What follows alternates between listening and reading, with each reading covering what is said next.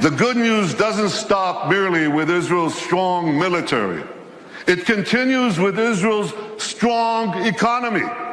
It's a tremendously strong economy. And I'll tell you, we made it stronger by moving Israel to free market principles, which unleashed the spark of genius embedded in our people into innovation, entrepreneurship. And there's a revolution taking place. This couldn't happen at the better time.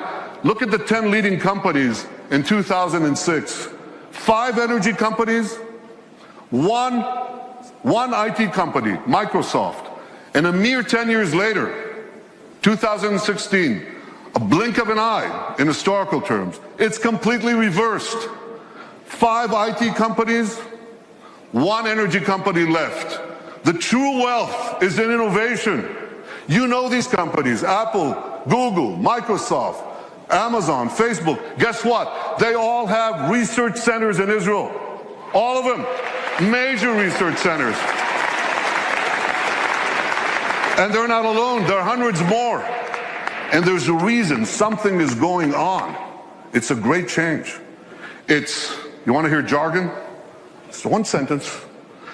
This is a terrible sentence, but I have no other way to say it. It's the confluence of big data, connectivity, and artificial intelligence. Okay? Did you get that? You know what that does? It revolutionizes old industries and it creates entirely new industries. So here's an old industry that Israel was always great in, agriculture. We're always good in agriculture.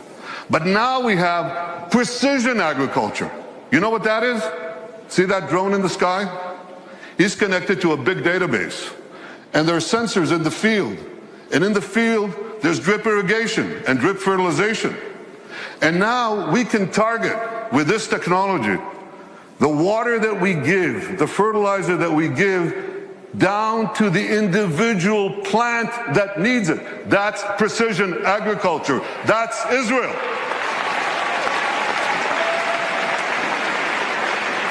Unbelievable. You know, we were always good in water. I want you to see how good we are. So we recycle almost 90% of our wastewater.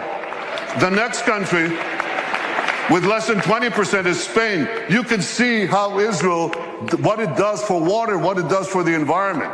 So when you take these two things, agriculture and water, and the other technologies that we apply in both, we can change the world.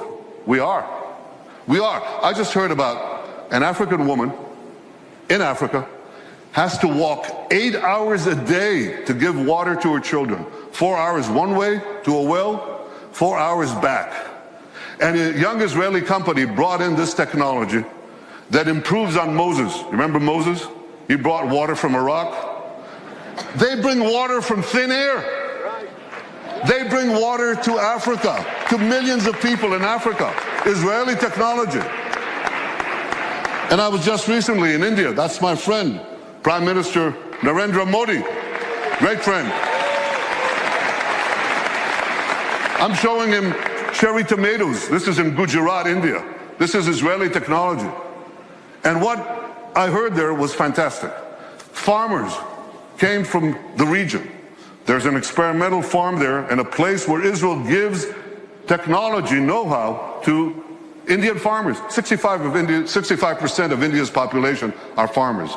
And one farmer after the other gets up and says, because of Israeli technology, I've increased my crop yields and my income 3 times, 4 times, 5 times. Israel is changing the world in India, in Asia, in Africa, in Latin America, everywhere.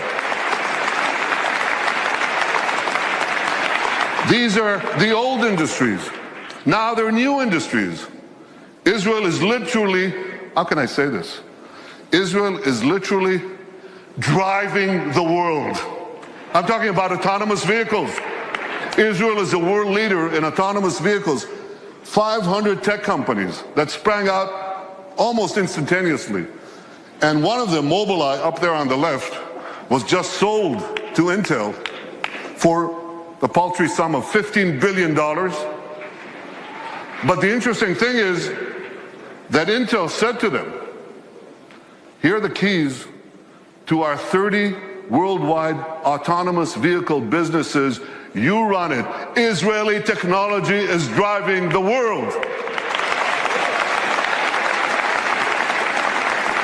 And one last industry, there are many more, but one more that you're all familiar with. You have bank accounts? You should. Okay. Well, you don't want anyone hacking into them, right?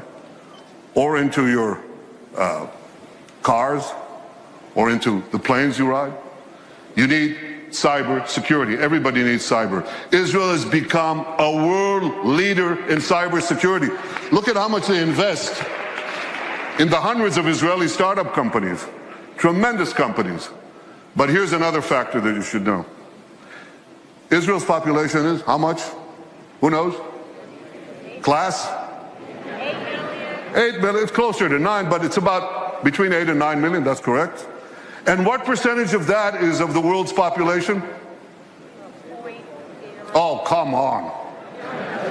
It's 1/10 of 1%. So what percentage do we get of the world global investment in cybersecurity, in private investment in cybersecurity? We're 1/10 of 1% of the world's population, and we get a whopping 20% of global private investment in cyber. We're punching 200 times above our weight. Not 2 times, not 10 times, not 100 times, 200 times above our weight. That's one heck of a punch. Very strong. Now here's how the dots connect. Because we have this tremendous capacity for security and intelligence, and because we have this tremendous capacity for civilian technology, for making the lives of people richer, safer, more productive, many countries are coming to Israel because they want to share with us these benefits. And that creates the third great change, which is the flourishing of Israel's diplomatic relations around the world. You know, when I joined the Foreign Service 105 years ago, as the DCM to this city, Washington, the number 2 in our embassy, I think we had about 80 or 90 countries with whom we had diplomatic relations. Now the number is 160, and there are very few countries left. By the way, what are we doing with Greenland? We got to do something with Greenland. Where's my advance team? Go to Greenland. They must have some satellite needs or something that we could do there. But we are coloring the world blue. I've been to Africa 3 times in 18 months. I've been to South America, Latin America. Can you imagine? In the 70 years of history of Israel, a prime minister of Israel never went south of Texas. I mean, I love Texas, but yeah, I do. But we went to Argentina. We went to Argentina, to Colombia, to Mexico, and they say, come back, we want more. That is changing. All these countries are coming to us. India, China, Mongolia, Kazakhstan, all of them. Azerbaijan, Muslim countries. First time I visited Australia, tremendous. Far away though. So we're coloring the world blue. And you know what? The numbers, you remember people talked about Israel's isolation? You remember that? Israel's isolation? Pretty soon, the countries that don't have relations with us, they're going to be isolated.